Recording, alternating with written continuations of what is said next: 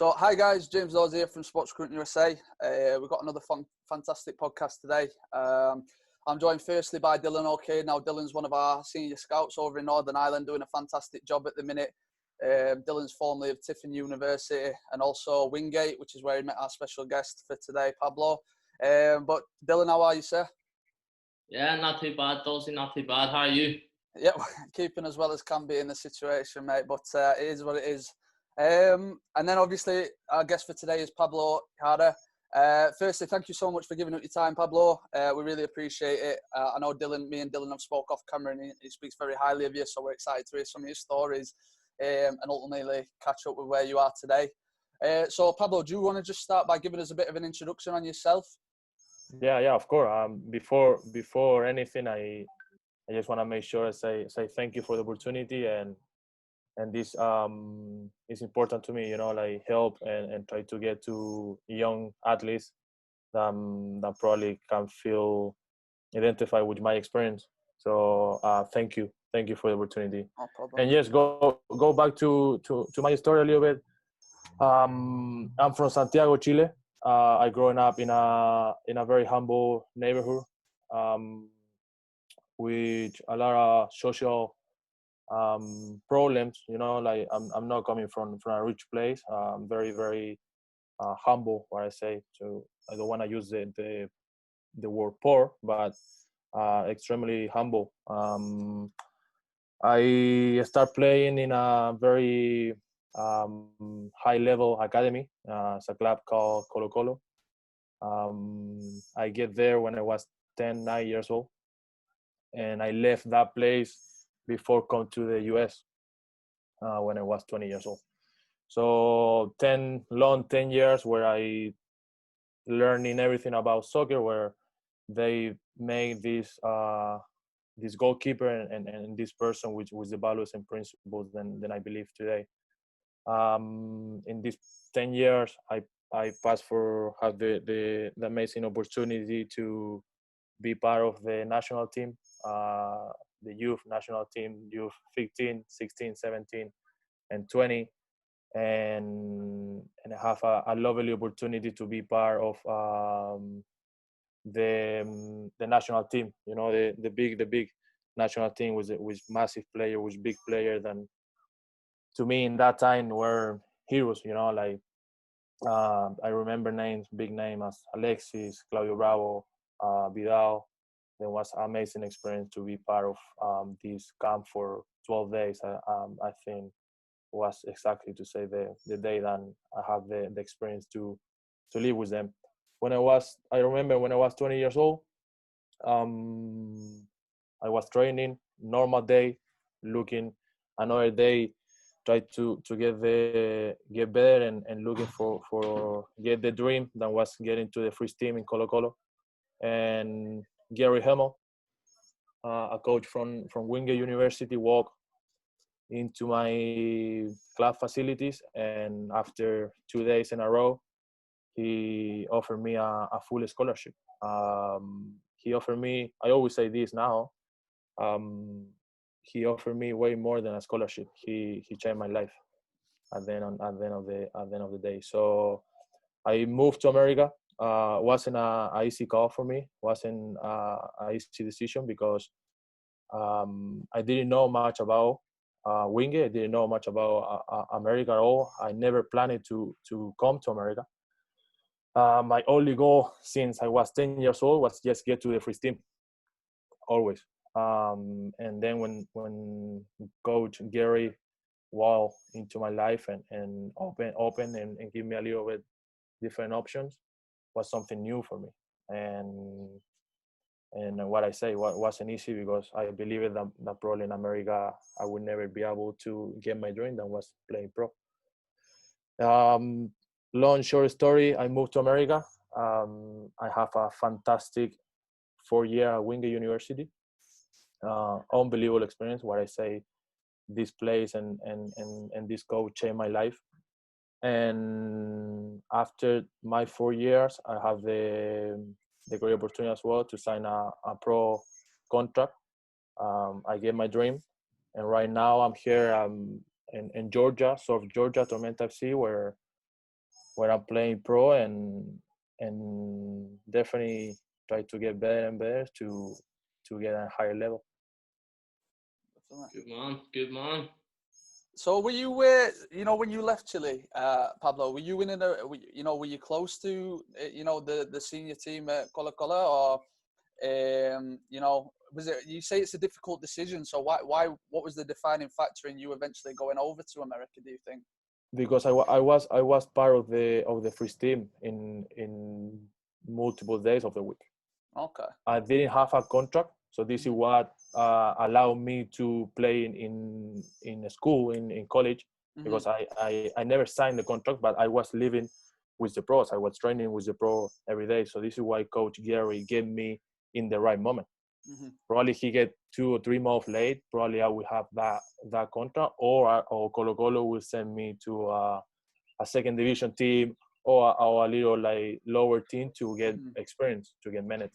That's crazy. They say things in life happen for a reason, and you say obviously it was the best thing that happened to you. So it's such a coincidence that your coach walked in and saw you play in those days. So looking back now, obviously you're a professional now, so I think I already know the answer to the question. But is there any regret, do you think, if you'd have stayed in Chile, you would have got to where you are today? Oof, that's a tough one, I always ask to myself a little bit about that. What if I will stay in Chile? I believe that I will keep being playing, because for how I stayed so long in this very competitive team. Every kid wanna play in Colo Colo, is the biggest team in the country, and playing the national team definitely will give me a decent opportunity to play in maybe a second division team, be there in the mid line a little bit, nothing top, but nothing probably the worst as well. So I would say the only part I looking back and I would like to do a little different was the education part. As soon I signed for Colo Colo and I knew that my way was the football, I left the academy side big time. I say, you know what, if I get the contract, I save my family. I will not need to work any day for someone, and my family would be safe, would be like set. And I was completely wrong. So the education was never were a priority for me. Go to practice every day. That was the only thing that give me the motivation to wake up every single day. And when I moved to America, and this is another like fact, and why another fact then why it was complicated to me to say yes to Wingate to come to America was that I can't speak English at the moment. Yeah, absolutely, yeah. So like zero English and go to a college that is massive responsibility and about language and academy side. I feel then in soccer ways I was super prepared, but in the academy side I was like very, very poor, very poor. And that's a massive gamble, right? You don't speak English at the time. You've not really done a lot of research, but yet, your coach comes to you and tells you about this opportunity, and that's a huge gamble. That could have gone, the other way completely, but luckily it's worked out for you. So they talk about defining moments in life, and for you, it worked out in the end. So it's crazy, huh? Definitely. I mean, I always say that Coach Gary and Dylan know Coach well too. Coach Gary have a little vision, I think.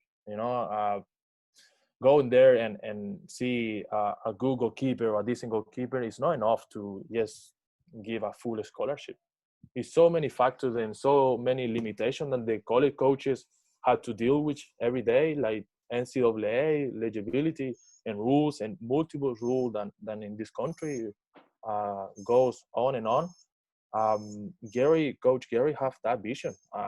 I can't believe it, and he saw me 2 days and point his hands on the fire for someone that he knew for 2 days.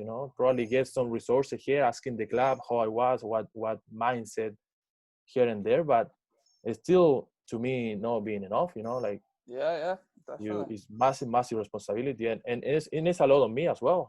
I say yes to him when I didn't know Wingate at all, when I didn't know what difference is between D1 and D2 or D3. So it's a lot of me as well. It's a lot.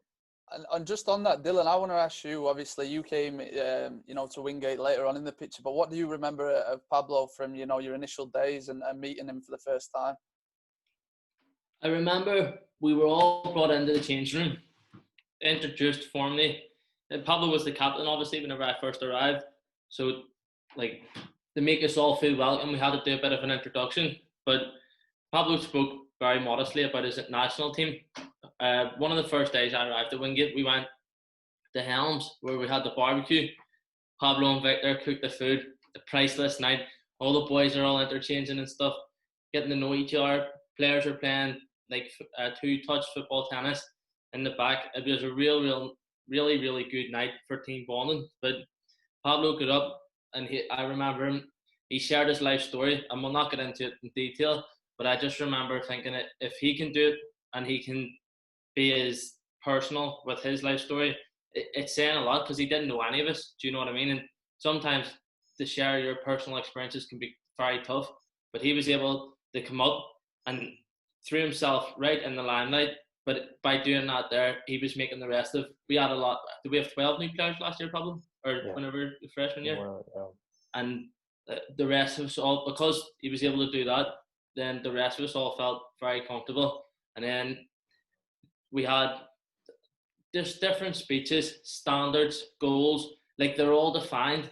I played in, like at my other university, we didn't have that type of leadership, whereas now Pablo's obviously had the experience of having players like that.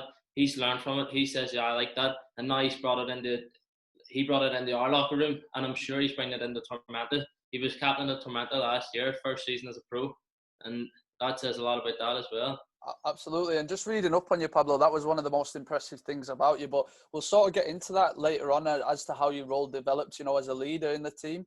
But I want to take you back to your freshman year, 2015.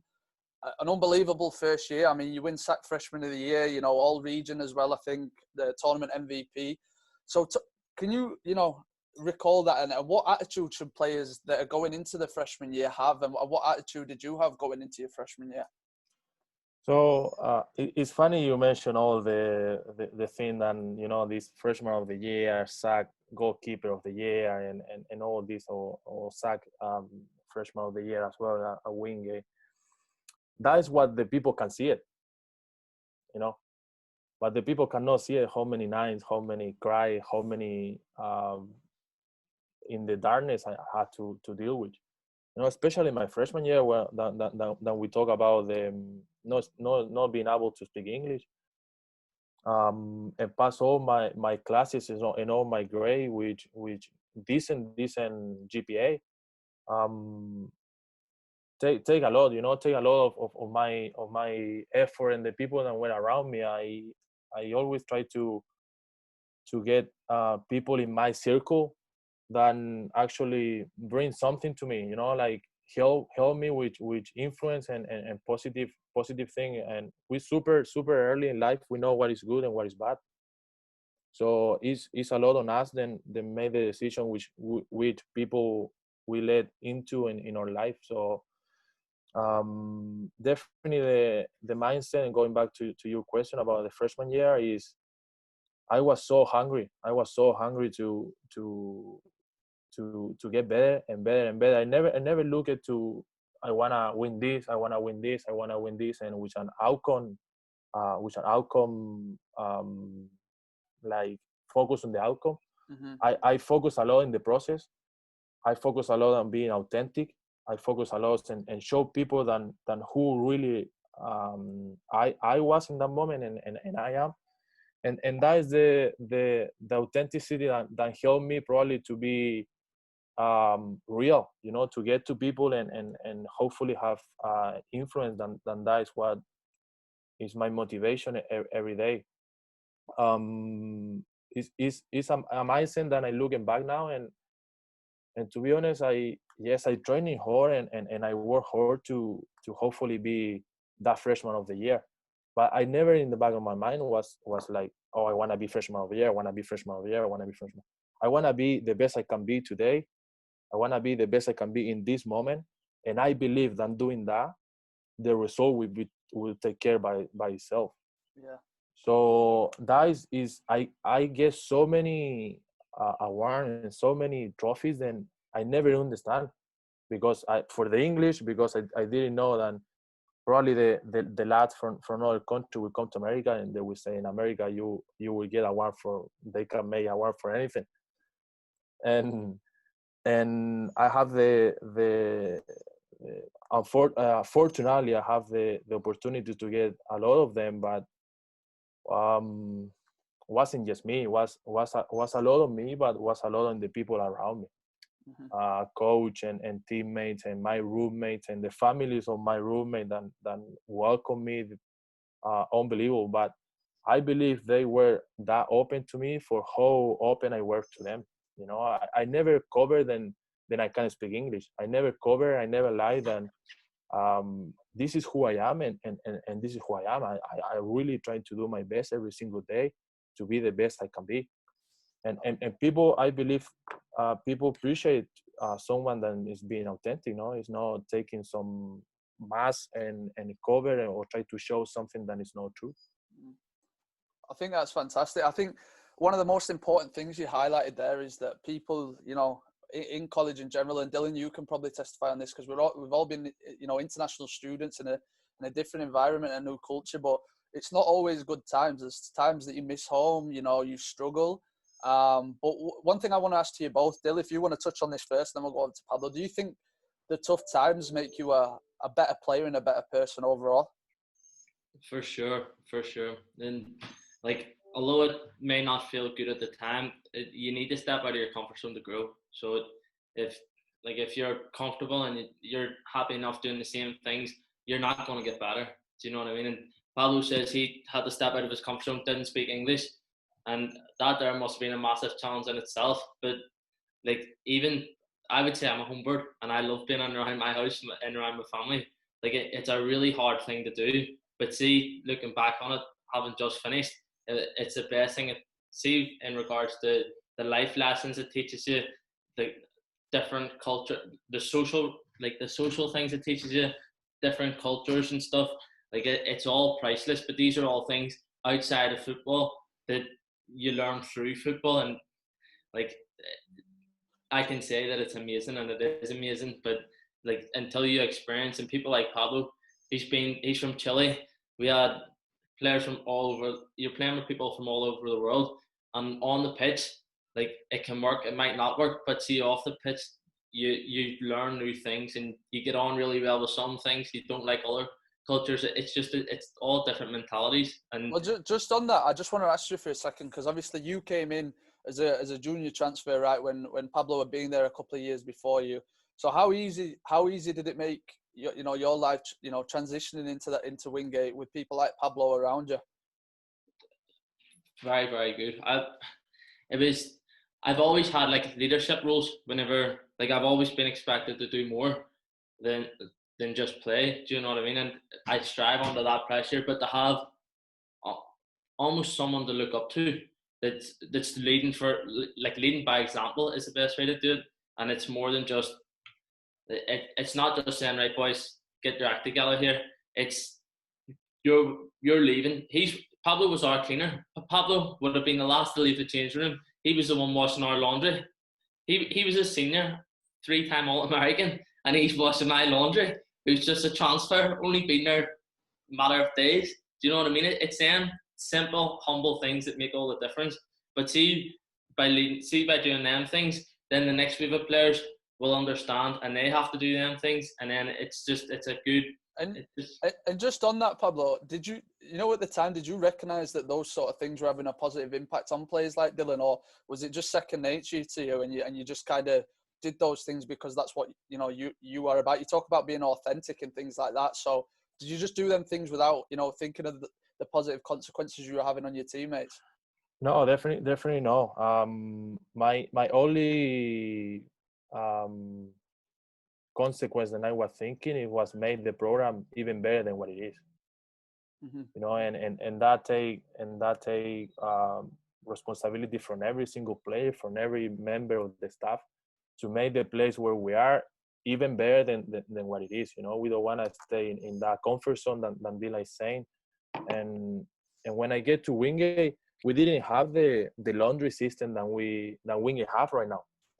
You know, and now you look back and I feel that I have a little bit of help, that I have a little bit of my influence, and now that I visit Wingate back and look, that every player have their basket, every player have their towel, every player have they're living in a very professional environment than 5-6 years ago were not there, you know, wasn't there.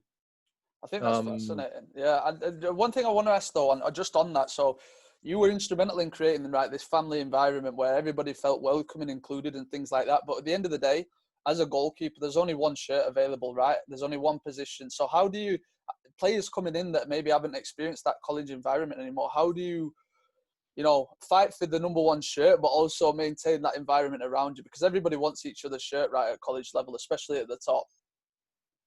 I know. I think it's difficult, you know, and sometimes you contradict yourself because you try to make everyone together as a leader and someone that care a lot for the program. But at the same time, when you cross the white line inside, it's you, you know, it's you against everyone, and it's you who want to get that pro contract. I think understand the role for each single player, I think helps a lot to keep the culture well in the team. Victor, that was the second, the other goalkeeper that were a winger. Victor, he's from Brazil. He's one of my best friends, you know, and I think we can have that relationship because we respect each other. We compete as a gentleman. We understand the only one can have the goal for a one, and according to that is a lot on the coaching stuff as well. You know, the coaches build this, try to make sure that the roles are clear, but at the same time, everyone have the possibility to have some chance, because if you as a coach, you told to, let's say you have two keepers and you told one of them, you said, you know what, you are not playing any minute, it's so hard to keep him motivated and pushing the Frisco keeper, you know. So one thing is have the role very clear, and another thing is like kind of like kill someone to protect the other one. You know, you have to like keep that culture and that question that who will play a little alive, to make sure that the competition is there every day. But definitely it's a very difficult question. It's a very tough one for me, because I worry a lot about the family environment. Then I believe that would be the consequence of what happened inside the field. That would be a reflection of what happened inside the field. But also at the same time, when I crossed that white line inside, I was a Leon and a very hungry boy looking for my pro opportunity. Yeah, love that. So then, obviously, we've talked in the majority there about your freshman season, but talk to us about your sophomore season. Dill, I don't think you're quite there yet. You joined the year after, right? Yep. Yes. Sorry, I didn't mean to put that, but this was obviously a very successful season for Wingate. You win the national title, right? Do you want to just talk to us about that season as a whole and your memories of what was special about that year? Yeah, I mean, the people, you know, the people. I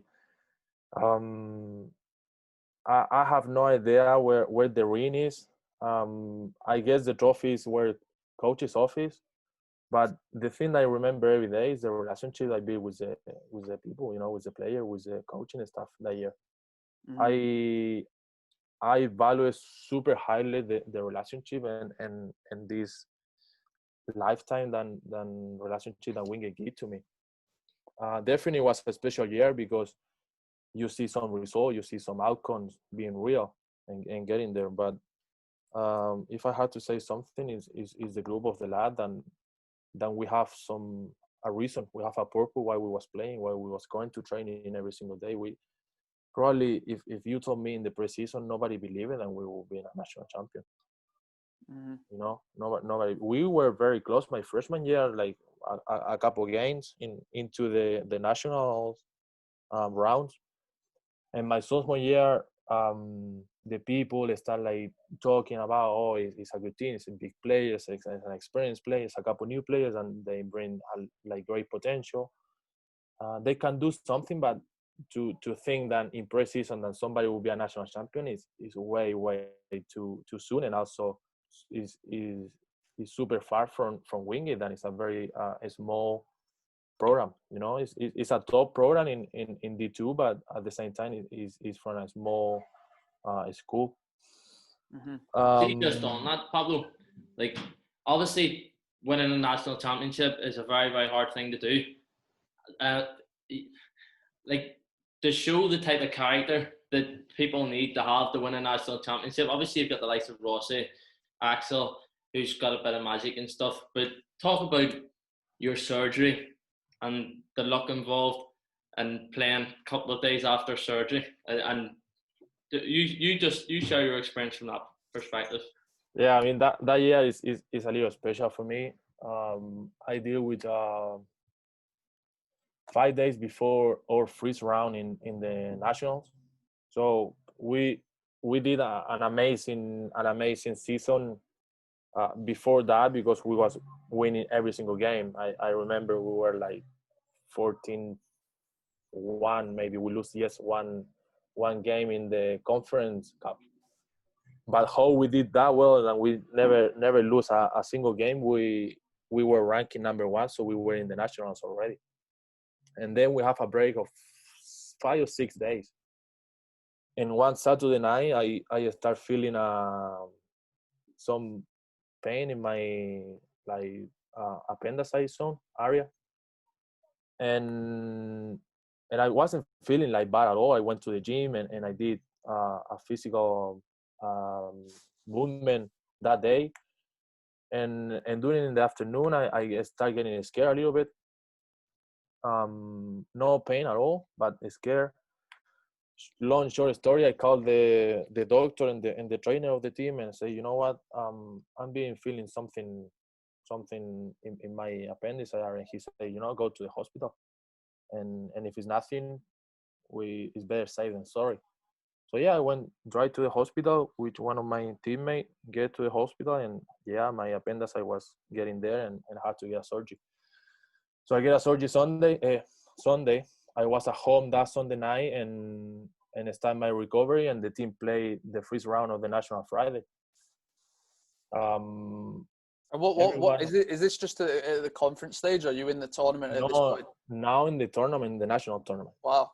Now this playoff, you win, you keep going to. And they were playing Limestone. It was Limestone. Was Limestone the first round? Limestone were a good side. Yeah. So and then was Monday, and I have a doctor appointment Wednesday.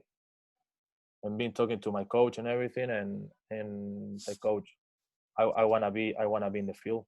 I feel that I can do it, and I know how massive for everyone, for my teammates, will be having the opportunity to be on the field. So at the same time, I was being responsible and being conscious than Victor, that was the other goalkeeper. He was 100% ready for goal, you know. And the only thing I told to my coach was, I will do everything possible and everything I can control to be part of. And if we would die in the field, I want to die with them.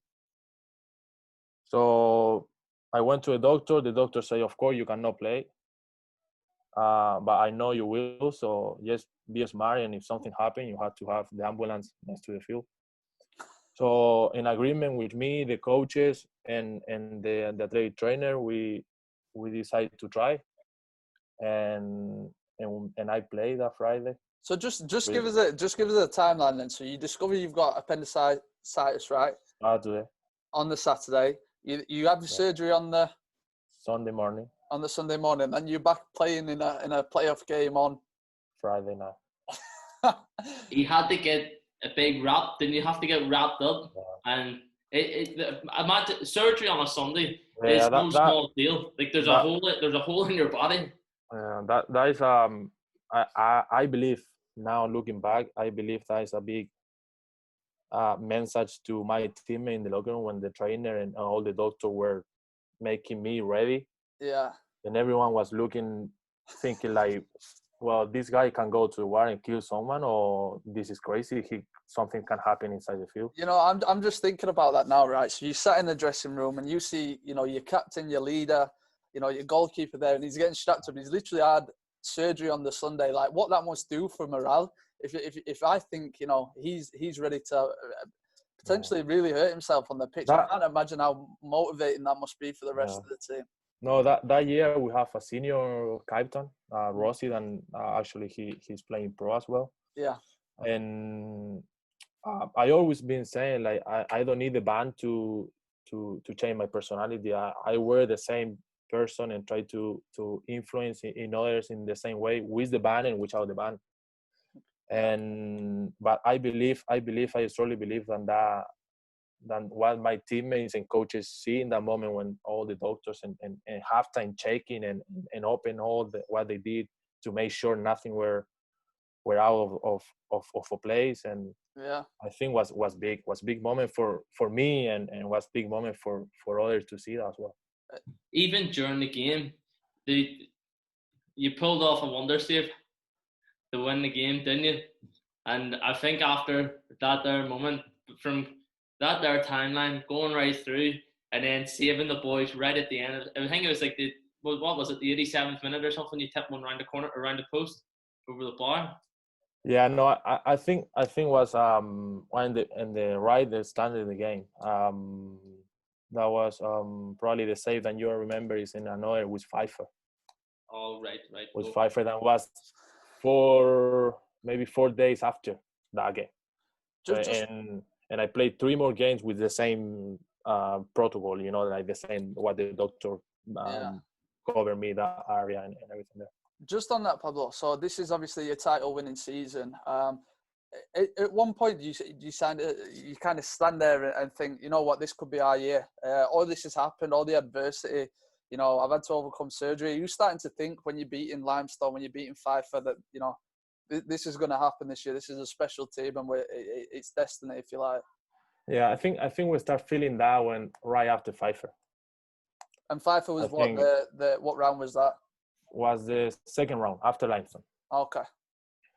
And when that happened, because we lose in the second round of the national in the same round in the year before, we lose against Pfeiffer at Pfeiffer. Oh, really? And the year after, than we win, we play with Pfeiffer at Wingate. So the location was different from one year to the other. Yeah. And we knew that Pfeiffer was an amazing team, great players. Am I wrong in thinking they were defending champions at the time? Yes, they are. Yeah, they were. Okay, so this is huge. This is a huge game. That was huge. I mean, we knew between Wingate and Pfeiffer that was the team that you can see it, like for record, for a statistic, for everything that what they did during the season. Then there could be a big chance to whoever passed that round can get to the final. But as soon we end that game with Pfeiffer, was 1-0 for us. We started smelling this like it's more like it's closer than what we actually think.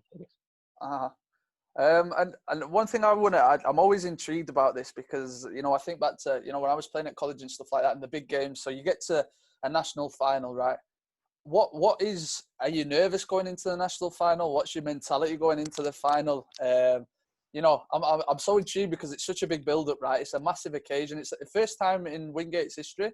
Am I wrong in saying that, or right? No, you're right. First time in Wingate history, and it's the first national title for any team in the SAC conference too. Okay, so just talk us through that day, the day of the national final. Nervous. I will lie to you if I say no, we were good, we knew that. No, nervous. We were the small team, the small college that never been where we were, and and probably we wasn't the favorite ones, you know.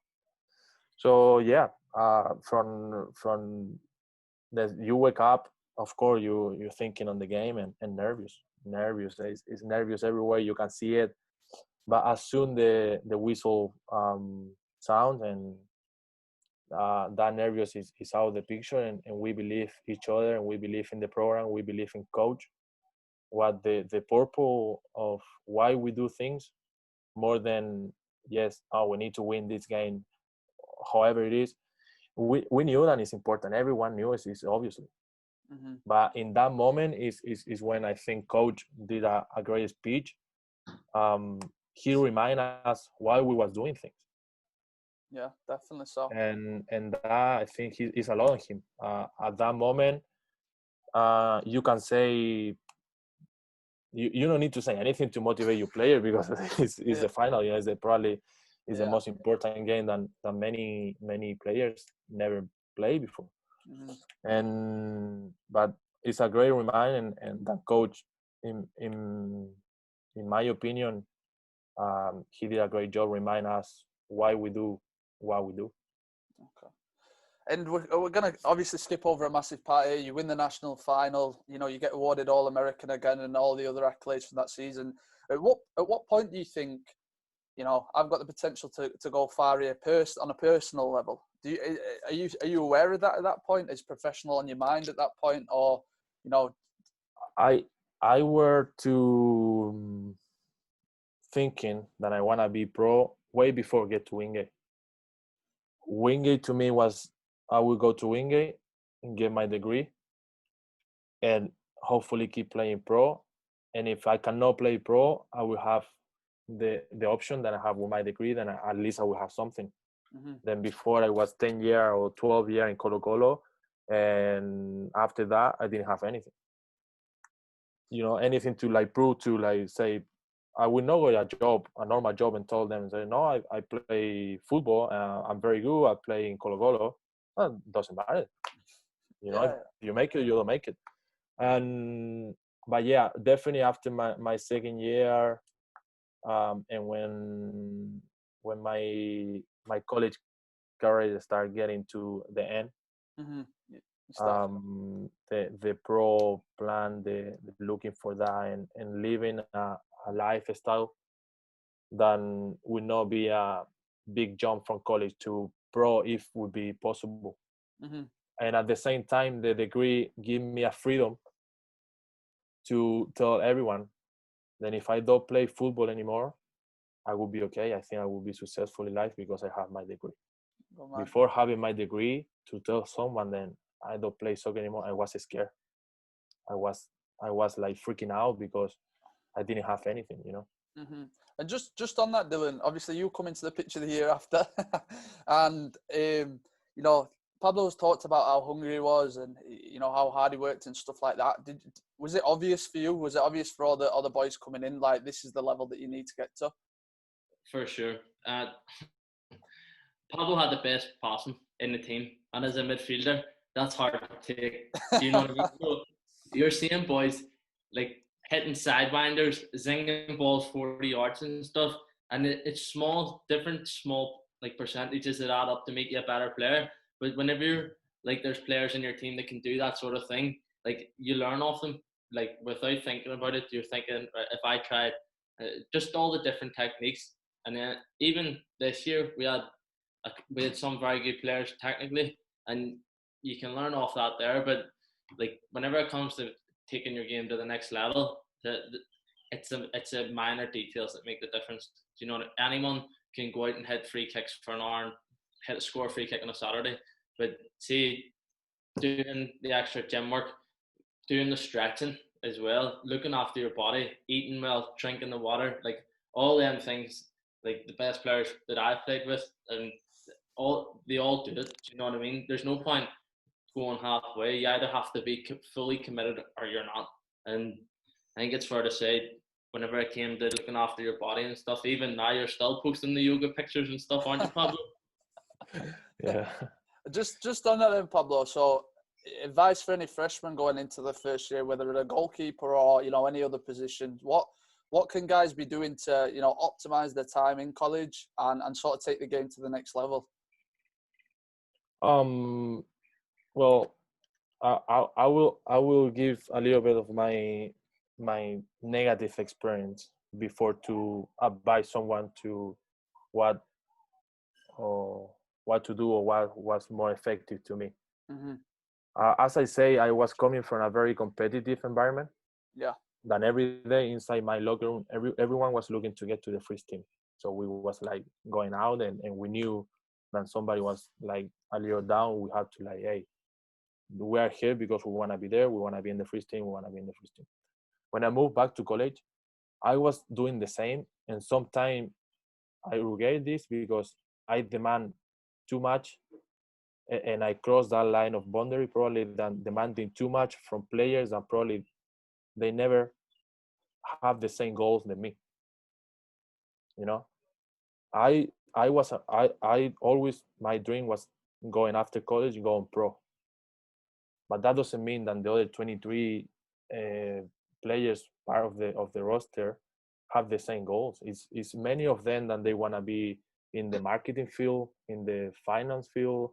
I want to be a businessman and different, you know, medicine and whatever. So they was looking and leaving this college as a opportunity to pay their scholarship, have their degree, and then moving on in what they was dreaming. Mm-hmm. That is perfectly fine, but take me 2 years to understand that inside my locker room, players doesn't have the same goal than me, you know. So I was demanding a lot from players sometimes, and they was never thinking to go pro after college. And about the mindset to get in the college, I would say it's big consequence of what you say and what you do. It's so easy to go to college and talk to your college coach, and you know what, I want to go to the next level. I wanna play pro after college, but your action doesn't match with what you say. Yeah. And lifestyle and all the details that we know, what is good, what is bad, what will make you better, what you make you not better. Mm-hmm. We go to college in an age than we think we know more than what we actually know. Yeah, definitely. You know, like the alcohol issue, the relationship, and all these parties and stuff than we know what that happened in college, you know. Mm-hmm. And it's a lot of people or a lot of players then sometimes we talk way more than what we actually were doing. So Yeah. definitely just be consequent. So if you are not saying anything or selling like false stuff, probably you're good, and that is allowed to be inauthentic, you know, than we talk before. I love that. I love, you've got to be able to walk the walk if you're going to talk the talk. Everybody, you know, there's a million kids out there that say they want to be a professional footballer, right? But the ones that actually make it are the ones that walk the walk. Dale, you've played with a lot of good players in your time, not only at Wingate, but do you think that is the case? Do you think that the guys that end up making it is a lot just absolute hard work, graft, and like Pablo says, they walk the walk? Yeah, if I'm being brutally honest, the best players that I played with as a kid haven't cut it, and they've went to high level clubs in England and Scotland. And the reason why they haven't cut it is because nothing to do with their talent. They could, on a talent basis, they're there for a reason, and they're top clubs for a reason. But to make it to the pro game and to make it to a good level, you've got the grind. You can't. There's no shortcuts. And you can be sure with every kid in the world that wants to be a professional footballer that their one session you skip, or that their one rep that you skip, someone else is doing twice the reps that you're doing to try and get to where you are. So you need to, like, if you're serious about playing as a pro and being a pro, every single percent adds up. There's no point saying, oh, I want to be a pro, but I'm going out drinking on a Saturday night with my mates. Fair enough. Some people need a blowout, like a couple of times a year, maybe. But most of the pros don't do it. Do you know what I mean? If you really are serious about getting to the next level, you need to do everything you can, or else it's going to come back to bite you. And that's not just drinking. That's everything from stretching, your gym work, developing physically, your nutrition, your drinking habits, your technical training sessions, like keeping your fitness up to high standards. Like all the stuff that you don't want to do is all the stuff that you have to do if you're wanting to take your game to the next level. And just on that, so Pablo's talked there about, talking the talk and walking the walk. Did Pablo do that in college? You can give a first-hand insight. Did he walk the walk as well? For sure. The boys, even last year, Pablo's not part of the team. So Pablo was away at Tormenta. Obviously, their season finishes, but we were still playing. And where my apartment was, it overlooks the soccer pitch, but I can see the training pitch as well. So our training session, we had to be on the pitch for 6:45. I would get up, make my breakfast and stuff, but as soon as they open the blinds, the goalkeeper lights are on already.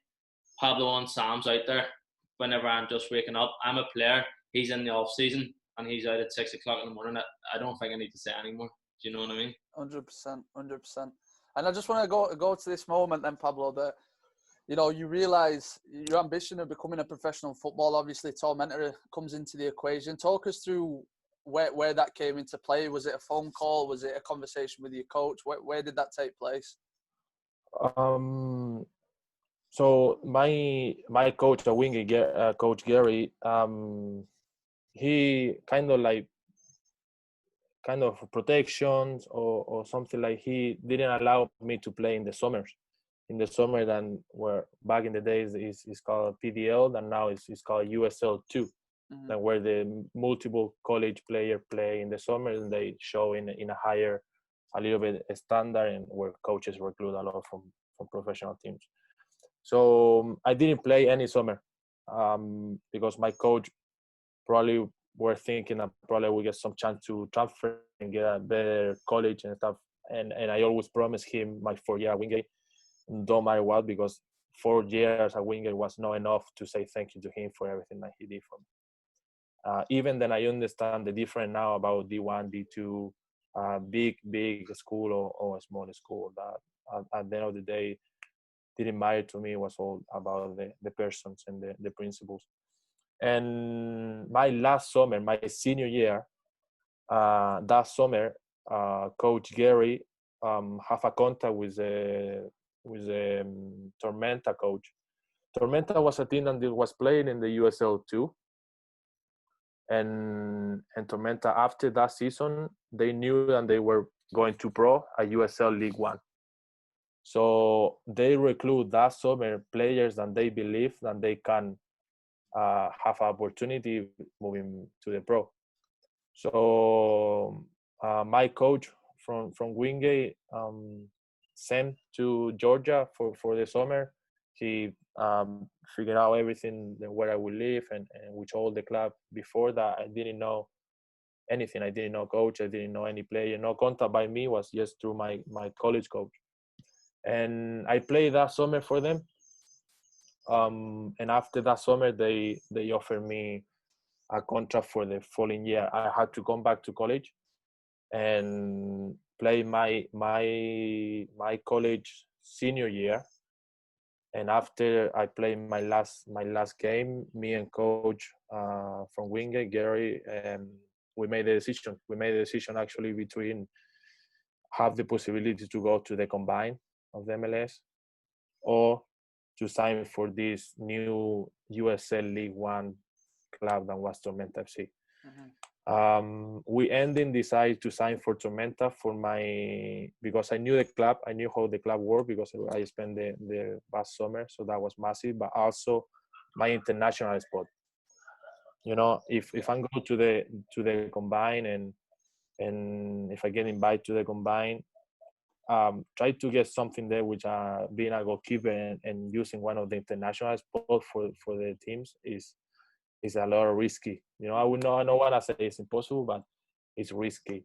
So we decided to be safe and sign for Tormenta.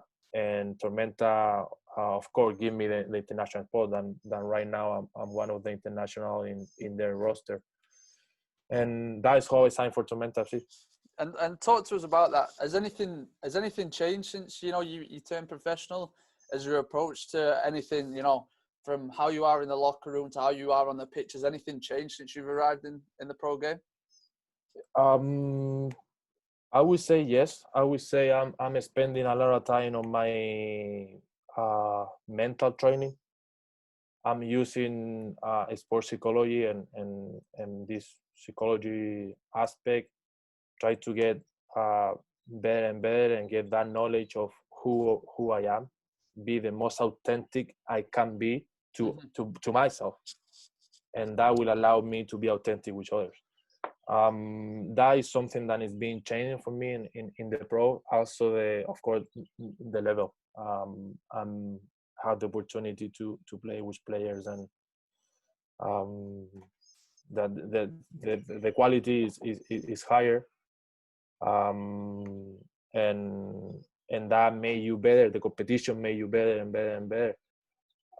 But definitely, I will spend, and I've been spending a lot of time on my mental training. The same how, and I say this to everyone in my life around me and my teammates, is the same time that I use working my technique, my gym session.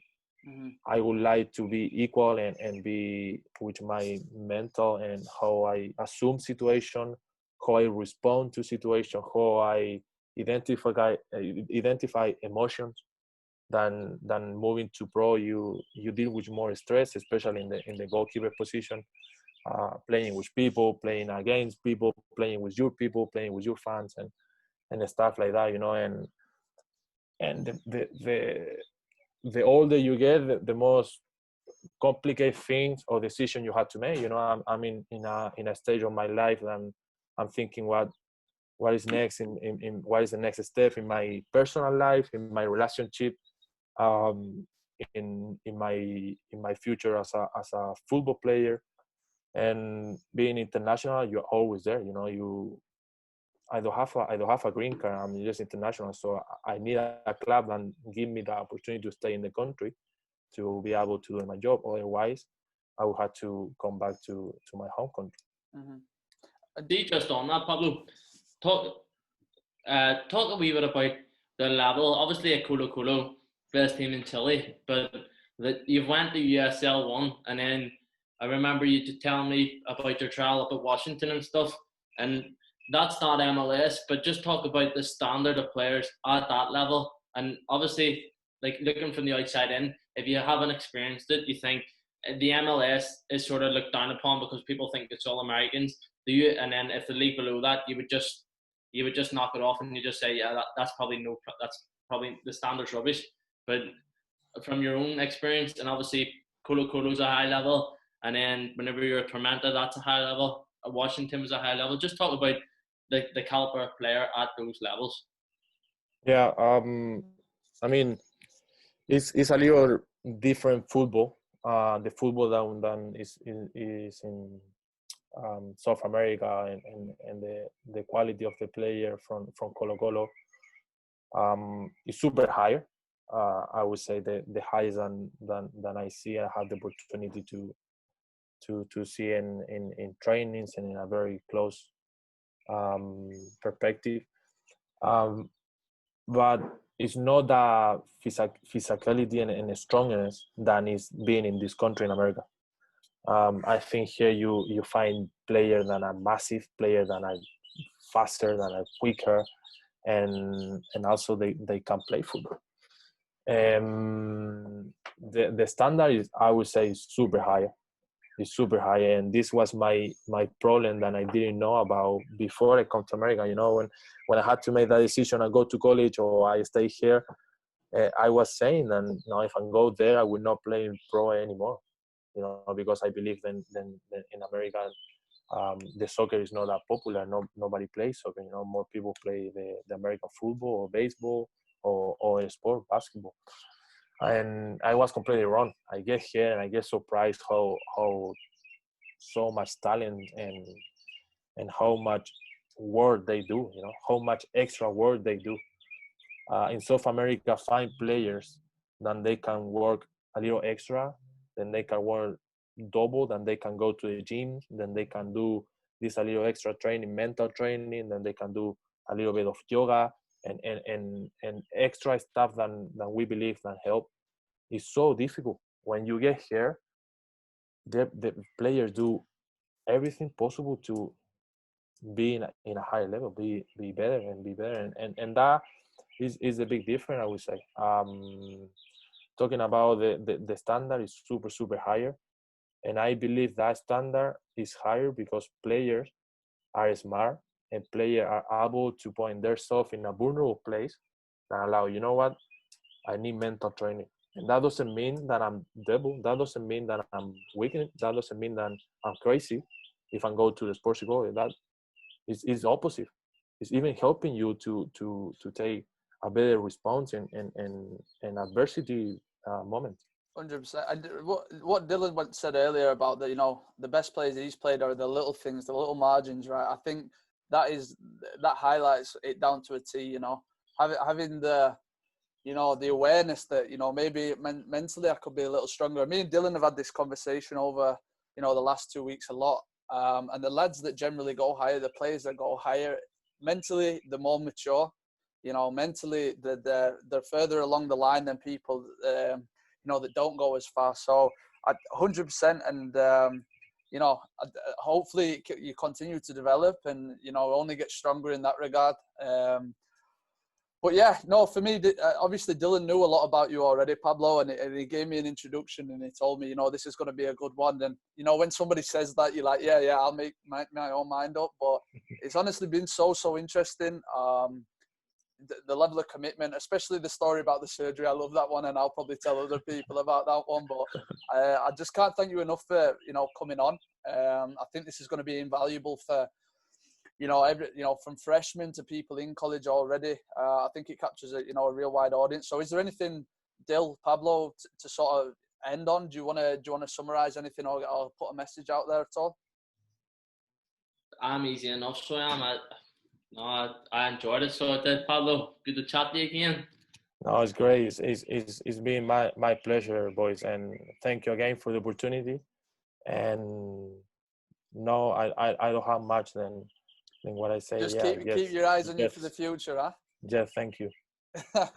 No problem. Thank you very much, Pablo.